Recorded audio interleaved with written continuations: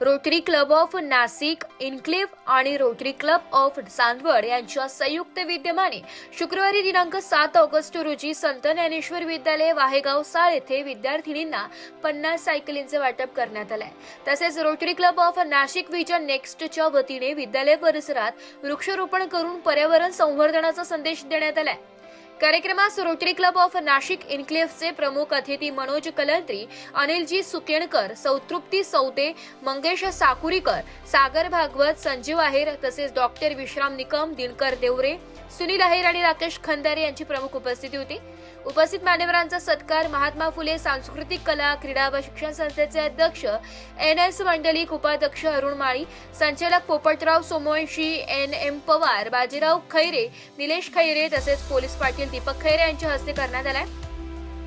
यावेळी rotary club of चांदवडचे अध्यक्ष विनायक पाटील, सचिव मनोज महाजन आणि प्रकल्प प्रमुख दीपक महाले यांचाही उपस्थित मान्यवरांच्या हस्ते विशेष सत्कार करण्यात आला.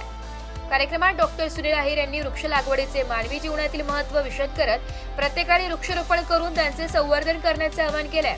अनिलजी सुकेणकर यांनी वृक्षारोपण केवळ छायाचित्रांपुरते मर्यादित न ठेवता पर्यावरण रक्षणासाठी मनापासून करावे असे आवाहन केले.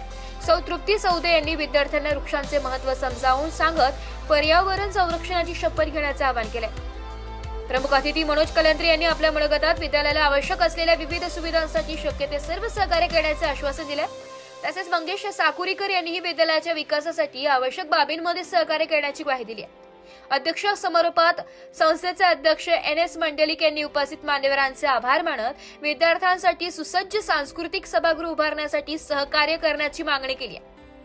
या कार्यक्रमास महात्मा फुले सांस्कृतिक कला क्रीडा व शिक्षण संस्थेचे अध्यक्ष, उपाध्यक्ष, सर्व संचालक, विद्यालयाचे मुख्याध्यापक, पर्यवेक्षक, शिक्षक, शिक्षकेतर कर्मचारी, विद्यार्थी, पालक तसेच गावातील प्रतिष्ठित नागरिक मोठ्या संख्येने उपस्थित होते.